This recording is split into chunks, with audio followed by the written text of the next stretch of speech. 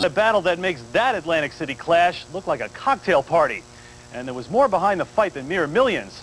It all erupted because of a heavyweight love triangle. Everybody saw him kick me. Everybody watch. It was a pretty scary sight, to tell you the truth. Allow him to kick me and punch me. Would you call it an ambush? Ambush, that's what it was.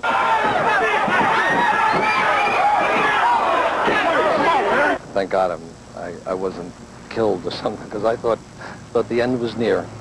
On Sunday, April 7th, the featured fight was supposed to be in a boxing ring. On that night, 41-year-old former heavyweight champ Larry Holmes was to start his comeback, something he calls the tour de force.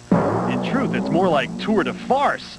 The human punching bag paid to take a beating that night was Tim Doc Anderson, nicknamed Doc probably because he needed a doctor after this debacle. Oh, he's going down. Oh, that body shot hurt him badly, right? Having hardly broken a sweat from just 2 minutes of boxing, Holmes was still feeling feisty.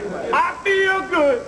But no one expected that the target of his verbal jabs in his post-fight news conference would be his old nemesis, Trevor Berbick. He was defaming me in the press conference. Saying what?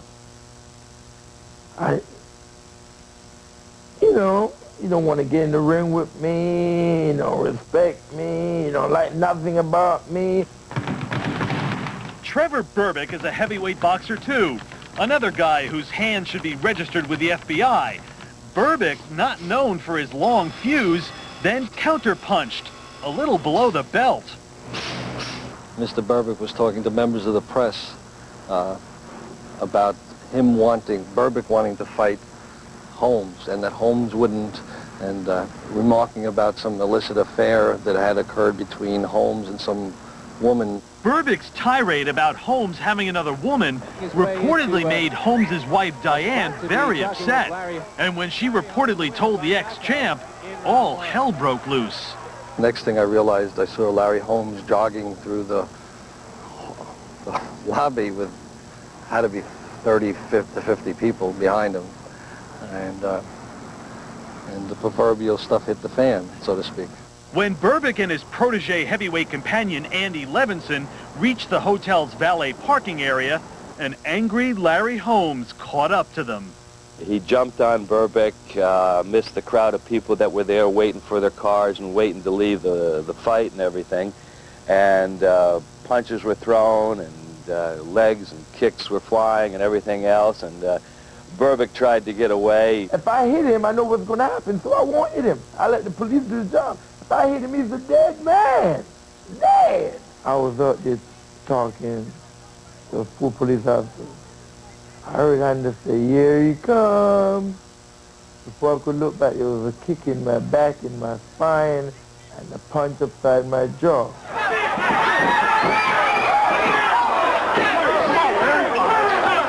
Come on. I don't believe this.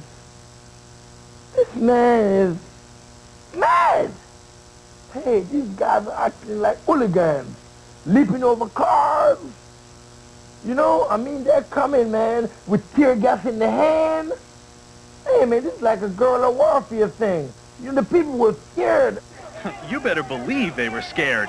Perhaps no one more so than Sergeant Hogan, who became a human shock absorber caught between 2 angry blocks of granite. I was in the middle, so to speak. It's a pretty scary place to be. Between, not between the rock and the hard place, but between 2 rocks. Did it seem like a real fight or just a publicity stunt? In the beginning, I thought it was pre-fight hype drama, somewhat staged.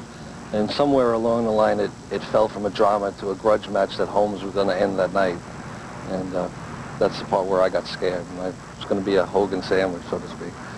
The valet melee resulted from 10 years of bad blood between Larry Holmes and Trevor Berbick. During that time, they've pummeled each other during championship fights and have had bitter feuds over money outside the ring as well. But forget all about that.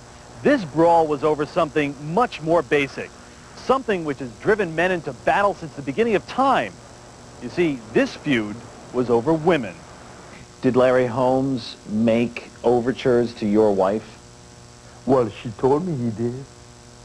She told me he did. In several cases, she told me he did.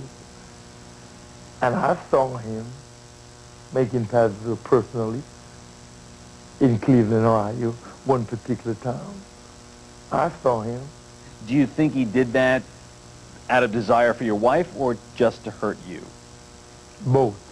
What was Larry trying to convince your wife of? Leave me. Simple.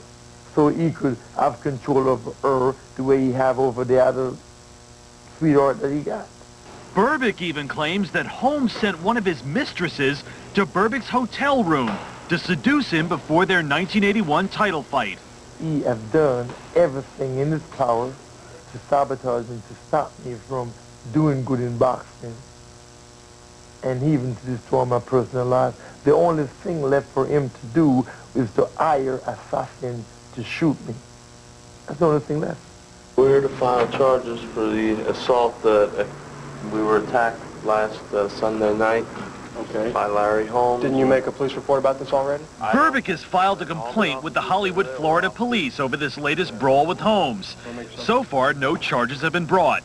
But according to Berbick, there's only one suitable place to settle this score. I like to fight him for $5 and get in the ring and straighten it all up. For $5, get in the ring, televise it all over planet Earth, and let's we fight for $5. I'll fight him $10 because I need to pay my trainers. In professional boxing, where credibility is as shaky as Larry Holmes' midsection, there's always the possibility that this incident is just a choreographed prelude to $1 million payday for two over-the-hill heavyweights. You realize if you fight Larry Holmes in the future that this scuffle Sunday night will be a promoter's dream. It will be a personal thing, but it's all been personal. The object is to win and to conquer. Seek, destroy, and conquer. Kill. Berbick would like nothing better than to burst Larry Holmes' bubble. But for now, he'll just have to pretend. You can catch Larry Holmes' tour de force on Channel America next Friday night. Check those local listings. Now, still ahead.